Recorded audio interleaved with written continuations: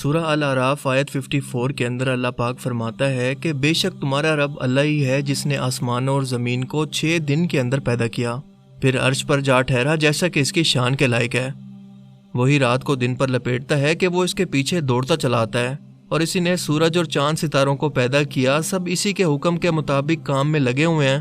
دیکھو سب مخلوق بھی اسی کی ہے اور حکم بھی اسی کا ہی ہے۔ یہ اللہ تمام جہانوں کا رب بڑی برکت والا ہے۔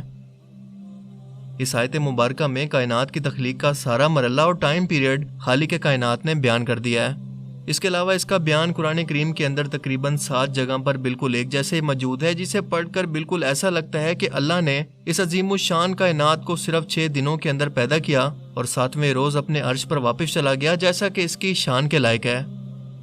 یہ سن کر ایک عام انسان کے دماغ میں یقیناً یہ سوال ضرور پیدا ہوتا ہے کہ اللہ تعالیٰ تو ہر چیز پر قادر ہے، اس کے لیے تو کوئی بھی کام کرنا صرف کن کی دوری پر ہے اور اگلے ہی لمحے وہ فیکون یعنی ہو جاتا ہے۔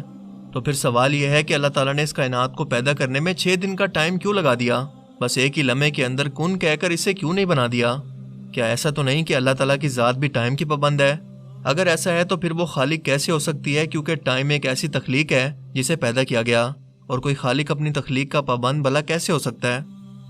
لیکن اس کی اصل وجہ ہے ان آیات کا اصل مفہوم نہ سمجھ پانا، کیونکہ انسان کی عقل بہت ہی ناقص ہے۔ وہ ابھی تک اس کائنات کے رازوں کو صرف سمجھ ہی رہا ہے، اور ہر گزرتے وقت کے ساتھ اپنی سمجھ کے اندر اضافہ کر کے کسی ایسے نتیجے پر پہنچتا ہے جسے پہلے انسانی عقل تسلیم نہیں کرتی تھی، لیکن اب صدیوں کی کھوج کے بعد انسانوں کو اس کائنات کی بناوٹ کا اندازہ کسی حد تک ہو چکا ہے کہ کیسے شروعات میں یہ پوری کائنات ایک نقطے سے پھیل کر دھوئیں اور گیسز کے اندر بدل گئی، جس سے تمام سیلیسٹیل آبجیکٹس، ستارے، سیارے، چاند اور گلیکسیز وغیرہ بننا شروع ہوئی، جس کے بارے میں ذرا بھی اندازہ آج سے 100 سال پہلے کے انسان کو بالکل بھی نہیں تھا۔ اگر اس وقت کے اندر کوئی بھی قرآن پاک کی ان آیات کو سامنے رکھ کر کائنات کی بناوٹ کے اس وقت کے نظریوں پر غور کرتا تو یقیناً اسے ان دونوں کے اندر کوئی بھی کمبینیشن نظر نہ آتا، پر آج ایسا نہیں ہے۔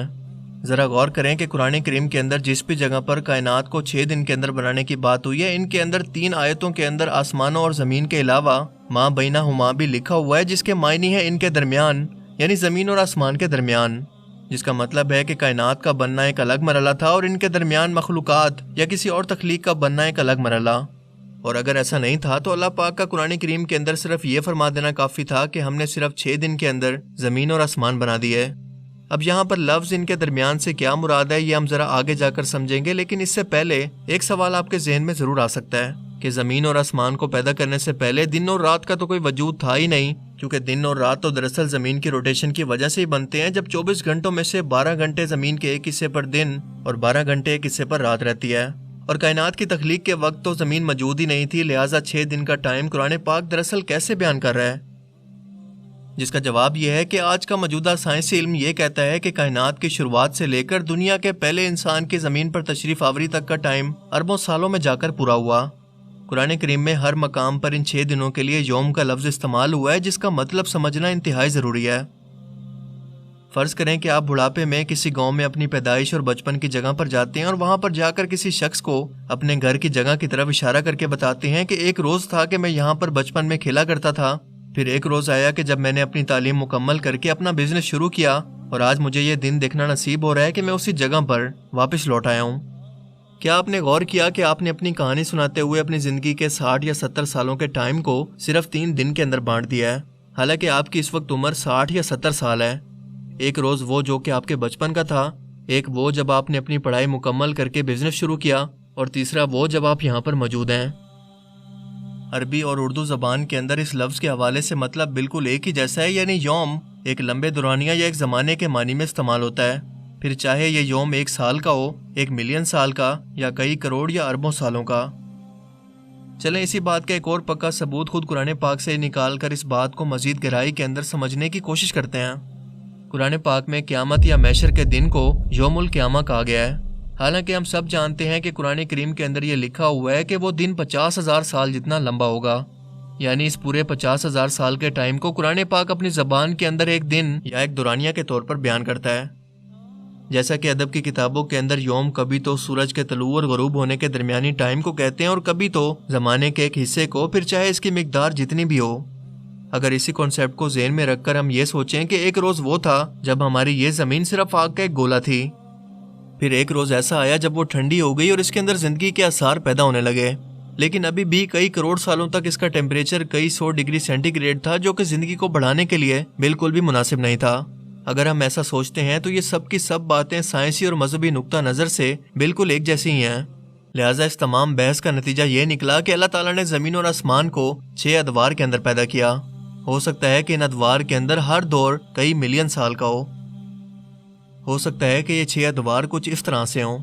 پہلا روز وہ جب یہ پوری کائنات ایک نقطے سے پھٹ کر گیسز کی صورت میں بکھر گئی۔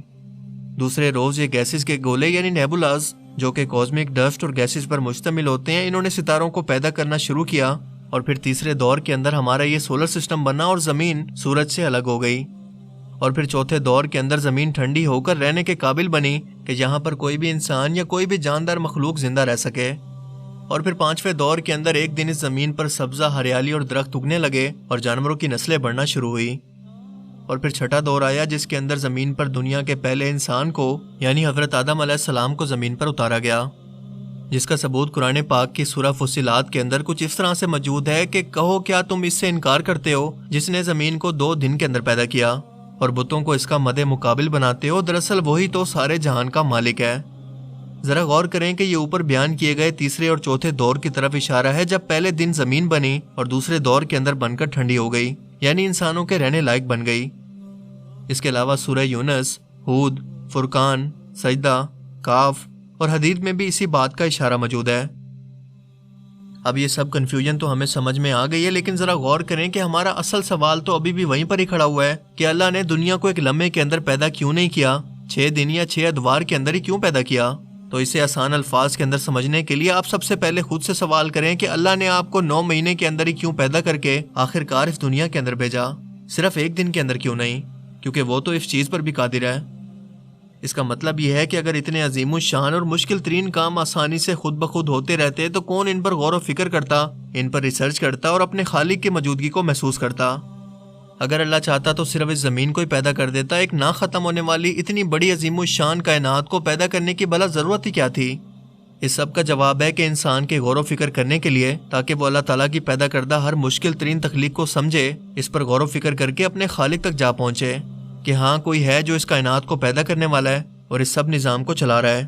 وہ نظام جو کہ انسان کی سوچ اور سمجھ سے بہت اوپر ہے، کیونکہ اس کے بعد قرآن کہتا ہے کہ اللہ نے آسمان اور زمین کو پیدا کرنے کے بعد اس کا نظام خود سنبھالا اور اسے ہمیشہ سے چلا رہا ہے، اور یہی مطلب تھا 7ویں روز عرش پر جانے کا۔ اللہ پاک فرماتا ہے کہ میرے قانون قدرت کے اندر یا میری تخلیق کے اندر کوئی خرابی نہیں ہے، یہ بالکل پرفیکٹ ہے، اور دیکھو آسمان کی طرف، اس کائنات کی طرف، کہ کہیں تمہیں کوئی خامی نظر آ جائے تو تمہاری نظر تھکی ہوئی نامراد واپس لوٹ آئے گی، پر تمہیں اس کائنات کے اندر کوئی بھی خامی نظر نہیں آئے گی، اور اس لیے سائنسدان بھی کبھی کوئی عیب اس کائنات کے نظام کے اندر نہیں ڈھونڈ سکے، بس یہی کہہ کر خاموش ہو جاتے ہیں کہ یہ کائنات ہمیشہ سے ہی ایسے چل رہی ہے، مگر اسے کون چلا رہا ہے یہ نہیں بتاتے، کیونکہ جو اس راز کو سمجھ گیا وہی اللہ کی ذات تک پہنچ سکتا ہے۔ اللہ تعالیٰ ہمیں سمجھنے کی اور نیک عمل کرنے کی توفیق عطا فرمائے، آمین۔ مجھے امید ہے کہ آج کی اس ویڈیو سے آپ کو بہت کچھ نیا جاننے کو ملا ہوگا اور یہ ویڈیو آپ کو پسند آیا ہوگا۔ اگر یہ ویڈیو آپ کو اچھا لگا تو اسے لائک کیجئے، اور اب میں ملوں گا آپ سے ایک ایسی ہی نئی انٹرسٹنگ ویڈیو میں، تب تک کے لیے اپنا بہت سا خیال رکھیے گا۔ Thanks for watching this video. اللہ حافظ۔